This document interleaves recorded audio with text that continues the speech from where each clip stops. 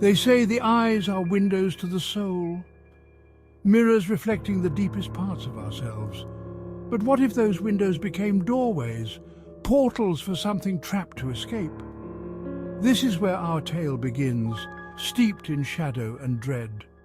Our story is about a painting, a portrait, a masterpiece of a man long gone, his eyes holding an unsettling depth, eyes that seemed to follow your every move, eyes that whispered of a soul in torment, desperate to break free from its canvas prison. Elias Thorne, a man of wealth and refined taste, stumbled upon the portrait in a forgotten corner of a Viennese antique shop. The shop, filled with relics of the past, seemed to whisper secrets of bygone eras. Elias, always on the lookout for unique pieces, was immediately drawn to the painting. Covered in dust and cobwebs, it depicted a man of stern countenance, his eyes piercing through the grime of ages. The portrait seemed to hold a story, a mystery that beckoned Elias closer.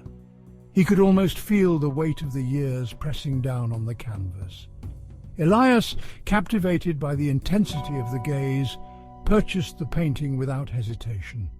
The shopkeeper, an old man with a knowing smile, wrapped the portrait carefully as if aware of its significance. Elias felt a strange connection to the painting, as if it was meant to be his. He brought it home, his grand manor echoing with the silence of solitude. The manor, with its vast empty halls and rooms filled with shadows, seemed to welcome the new addition. Elias felt a sense of anticipation, as if the portrait would bring a change to his life. The portrait, once hung above the fireplace in the grand hall, became the focal point of the house. Its dark and ominous presence seemed to dominate the room, drawing the eyes of anyone who entered. Elias found himself spending hours staring at it, lost in thought. Its presence, although captivating, began to cast a strange, almost suffocating aura over the manor. The once silent halls now seemed to whisper, and shadows seemed to move on their own. Elias couldn't shake the feeling that the portrait was watching him, its eyes following his every move. The grand manor, once a place of solitude, now felt alive with an unsettling energy. The first time it happened, Elias dismissed it as a trick of the light. He was reading, his back to the portrait, when he felt a prickling sensation on the back of his neck. Turning around, he swore the eyes of the portrait had shifted, now fixated on him. This unsettling feeling became a constant. Every time Elias turned his back on the portrait, he could feel its eyes on him, a cold, calculating gaze that seemed to penetrate his very being, filling him with a creeping sense of unease. The disturbances began subtly. A book knocked off a shelf, the flicker of a shadow in the corner of his eye. At first, Elias thought it was just his imagination playing tricks on him, a mere coincidence. But as the days turned into weeks, these occurrences became more frequent and harder to ignore. Each incident, easily dismissed on its own, began to form a pattern, a tapestry of fear woven into the very fabric of Elias's reality. The once comforting silence of his home now felt oppressive, filled with an unspoken tension. He could no longer brush off the strange noises, the cold drafts, or the inexplicable movements in the shadows. One night, Elias awoke to the distinct feeling of being watched. A cold draught snaked through the room, and from the corner of his eye, he saw it. A figure standing in the doorway, shrouded in shadow, its eyes glowing with an eerie light. His heart pounded in his chest as he tried to convince himself it was just a nightmare, but the figure's presence felt all too real.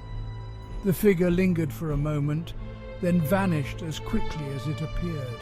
Elias lay there, paralyzed with fear, unable to shake the feeling that something malevolent was watching him.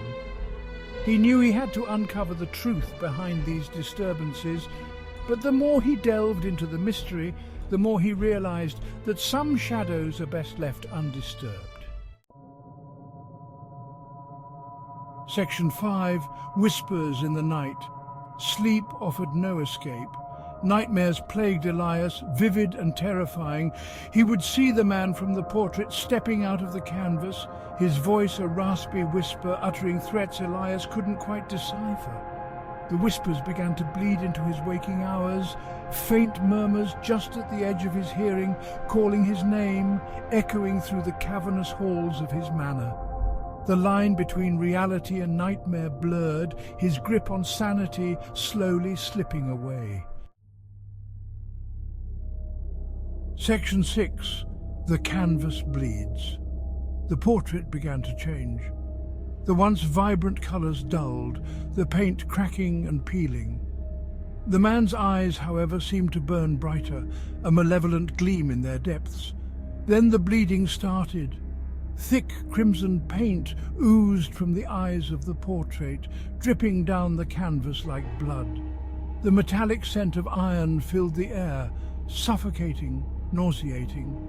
Elias, horrified yet strangely mesmerized, watched as the gruesome display continued.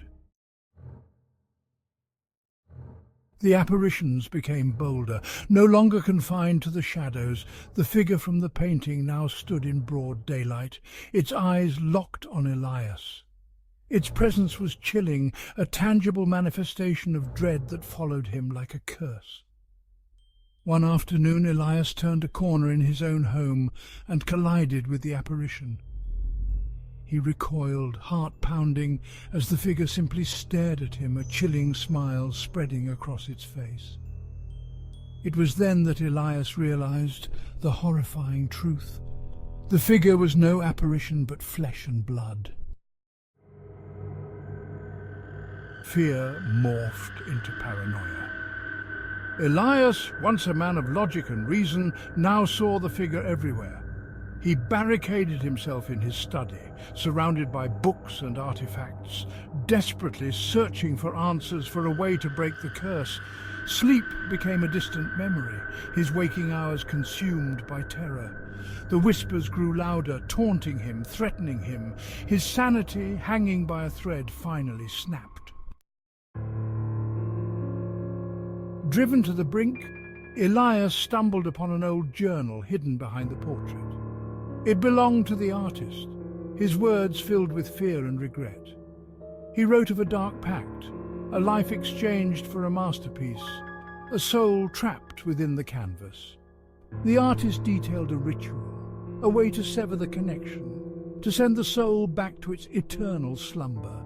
But the ritual was fraught with danger, a gamble with consequences far greater than Elias could comprehend. Desperate, Elias decided to perform the ritual. He had no other choice. The whispers in the dark had grown louder, more insistent, and he could no longer ignore them. The ancient texts he had studied spoke of a way to end the torment, but it required a sacrifice, a final brushstroke that would seal his fate. Armed with the artist's knowledge, he stood before the portrait, the room thick with anticipation. The air was heavy, almost suffocating, as if the very walls were holding their breath. Elias could feel the weight of countless eyes upon him, watching, waiting for him to make his move. As he completed the final incantation, the figure turned, its eyes burning with rage. The once lifeless canvas seemed to pulse with a dark energy, and the figure within it began to move, its expression contorting into one of pure hatred.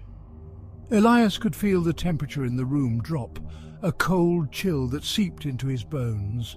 The room plunged into darkness. It was as if the very light had been swallowed by the malevolent force he had unleashed. Elias's heart pounded in his chest, each beat echoing in the oppressive silence. A deafening silence followed, broken only by Elias's ragged breathing. Then a blood-curdling scream. It was a sound that seemed to come from everywhere and nowhere, a scream that pierced the very fabric of reality. Elias felt a surge of terror, knowing that he had awakened something far beyond his control. When the lights flickered back on, Elias was gone, and the portrait held a horrifying reflection, the artist himself trapped forever within his own creation.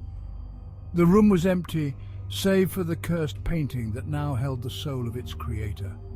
The once vibrant colours of the portrait had turned dark and twisted, a visual representation of the torment within.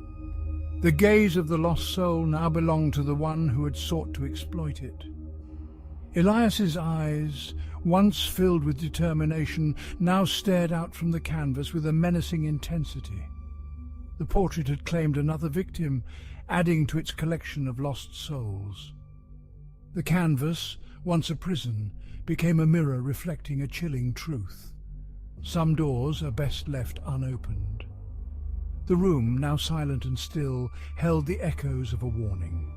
The pursuit of forbidden knowledge comes at a great cost. Elias's fate served as a grim reminder that some mysteries are better left unsolved, and some powers are too dangerous to wield.